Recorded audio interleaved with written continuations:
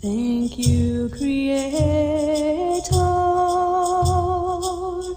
for all you've given me.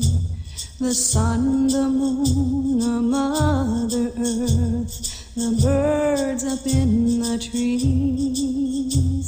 And thank you for the love I feel from my friends and family. Thank you for all you've given me. Make me live. Am I live? Well, can't get no better than that. Tomorrow we're going to get into the knife training. Today we did some of the sticking hand and all of that stuff, and that is a prelude to what we're going to do tomorrow. Tomorrow it gets deadly serious because it's a blade. Well, a couple of blades maybe. Depends on how many you got. You know, maybe it's 4 or 5, who knows. But nonetheless, there's various things that you need to know about handling the knife itself. You've seen the jurus. You know exactly how they work. What you may not know is that chamber position puts the knife in immediate action.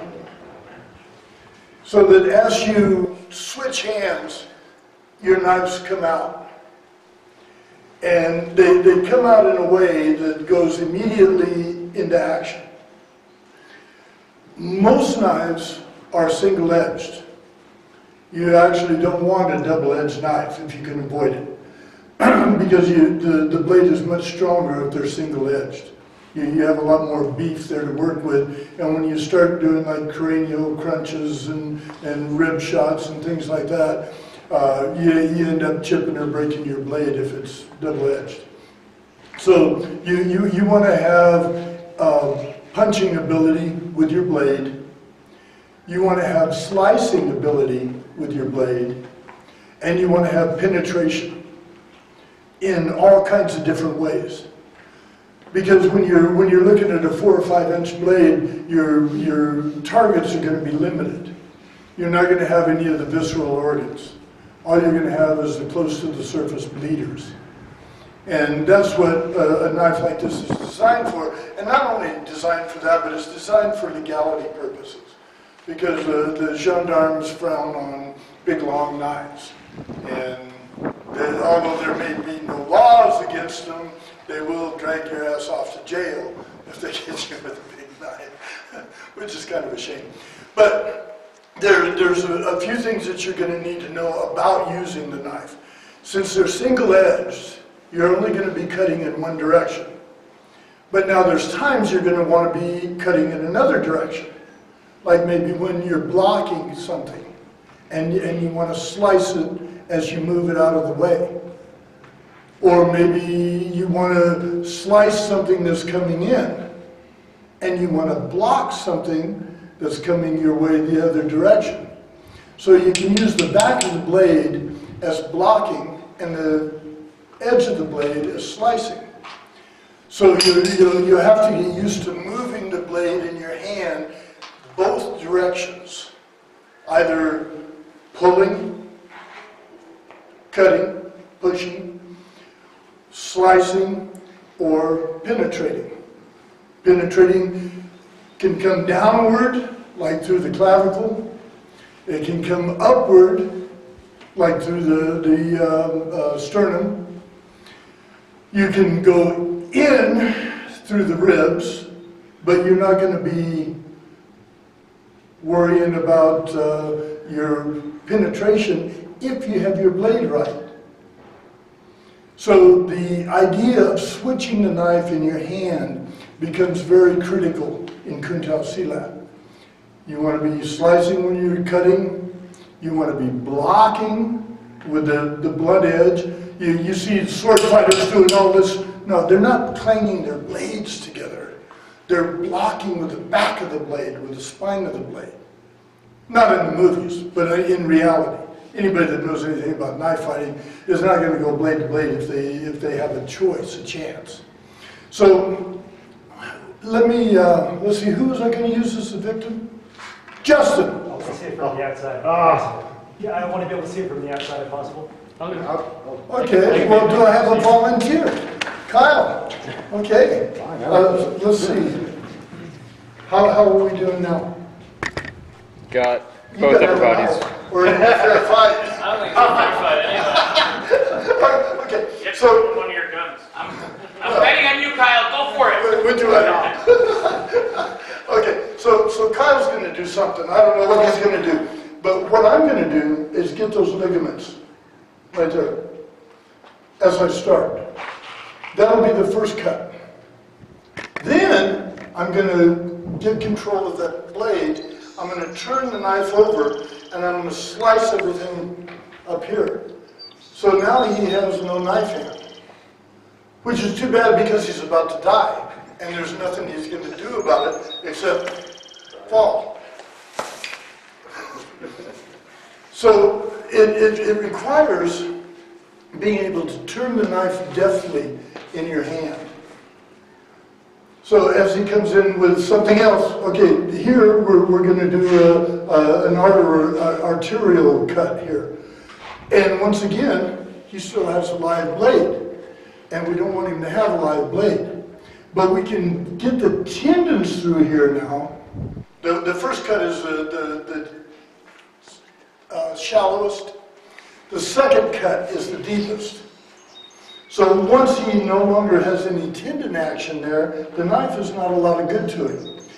But I still want to slice his throat. And I'm going to have to go through his fingers to do that because he's trying to block me. So as I go through his fingers, I'm going to the jing, the internal energy. And I still have a knife in his hand. So I'm going to use the back of my blade now to knock that knife out. No matter how many times it takes. But yeah, I haven't let go of his hand. He's spewing blood on me, which is kind of a drag. But he now has a throat that's slit also. So he shouldn't have picked up a knife in the first place. But he did. And it's, thank you. Thank you. So another idea, you say you're going to, okay, here. Now he's coming straight in. So now I'm going to flay him all the way up his arm and into his throat. And as I get his throat, see, once again, you see that I have his knife under control. But my foot position has not changed. I've only placed the knife in his throat. So now I move inward, bump his leg, and turning right where I want him so I can break his elbow. And then, of course, I can turn the knife to the side so it'll go straight through his ribs. And if I punch it, it might hit his heart because it's a short blade. But once again, I really don't want you to hit my knuckles with those. the back of the blade is what you hit his blade with. Thank you, Kyle. You're a good sport. So the thing is, as the attack comes, the first cut. Now that's not going to work for the next cut because he's already blocking me where I want him to be. So I'm going to have to change the blade. But in order to do that, I'm going to stick his hand and then turn the blade and then take him around so that everything, you know, from about here to here is gone. So the changing of the blade has to be second nature. And you want to work with both hands so that you know when you're going this way, it's different than when you're coming. And oftentimes, as a punch comes in, you may end up wanting to just peel them this way. Because this is a good one too. And also, if you have like a serrated knife, it will lock on the bone. And you can use your joint locks like gunting to depress that and just put him down and severed this part of his elbow all in one fell swoop. Thank you very much, my friend. You're a good sport. So there's a little knife work. So everybody can practice that before tomorrow, and tomorrow we're going to actually get into the applicational concepts of what it is you're doing. And it's going to get considerably more brutal than that. See, you don't always know that a fight's about to happen. Especially if somebody comes creeping up on you and goes, ah! But if that happens, ha! You can stop it, boom, hit him, and get your own knife and find your targets. Ha! Liver. Okay, so some of the targets that we're going to be looking for. When he has his arm out, the brachials are the easy shot. The tendons in the arm are an easy shot. The tendons on the back of the hand are an easy shot. Anytime an arm is extended, you have 3 targets on an arm. Anytime that the arm is extended, the leg supporting the arm is generally extended as well. And you have the tendons on the back of the knee that will see to it that they don't walk very well. And then you have the femoral. Now the femoral is going to be an inch shot. It's about 3 or 4 inches into the femoral, whereas the brachial is only about 1.5 to 2 inches. So you need less pressure here than you do into the femoral. But either one of them will squirt you to death. So aside from the bleeders, you have the tendons. And the tendons are real important. So let's work with those targets for a minute. Thank you. Thank you. We've gone through the targets that bleed and the targets that make things move. And if somebody's bleeding or their limbs don't move very well, you can probably leave them alone. Yeah, and let them deal with whatever they have to do. But there's other targets. Say for instance, as DJ comes at me, and I decide to do one of you don't get to move. Yeah. I decide I want to do something else to DJ. So I've got his knife out of his hands. Now I'll swap him upside his head so his head's spinning just a little bit. And then I'll draw my knife and go for his medulla. And the medulla is immediate death. Oh, of course, it'll lay and twitch for a while and shit like that. But it's pretty much immediate. Go for the knife. And since you're turning people, as long as you're turning people, there's obviously organs here, that you can use if you have a blade long enough to reach them. But say he comes in, and I decide that I don't want him to go that way. I want him to go this way. I want a kidney shot. I want something that's really going to make him piss blood, and whine and cry and snivel and moan as he dies. And then I just bump him and then give him a liver shot.